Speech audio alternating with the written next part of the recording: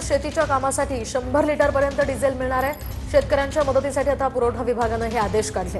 पंपावर आधार कार्ड, सातबारा दाखवल्यास त्यांना डिझेल उपलब्ध करण्याचे आदेश देण्यात आलेले आहेत। तर प्लास्टिकच्या बाटलीमध्ये इंधन दिल्यास आता कारवाई होणार आहे।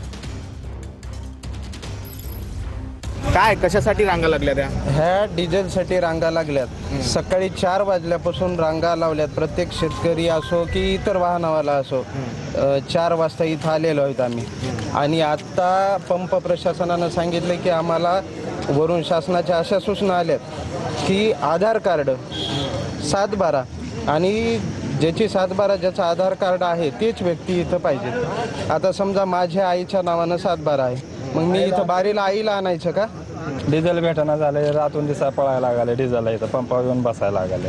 कसं करायचं आम्ही? बाहेरच्या माणसाला सातबारा कुठून आणायची? घरच्याच्या नावानं सातबारा असल्यावर, ड्रायव्हर माणसानं सातबारा। अहो आमचे ट्रॅक्टर पण शेतामध्ये बंद पडत ना, त्याचं काय करायचं? आता आम्हाला द्यायला पाहिजे ना डिझेल। आता आम्ही 25 किलोमीटर आलो, माझं गाव ठोळा इथून 30 किलोमीटर लांब आहे। 30 किलोमीटरसाठी मी डिझेल घ्यायला आलो, सकाळी 4 वाजता आलेलो आहे। कॅमेरा पर्सन सुदर्शन पाटील सह ज्ञानशकुंडा, TV9 मराठी, परभणी।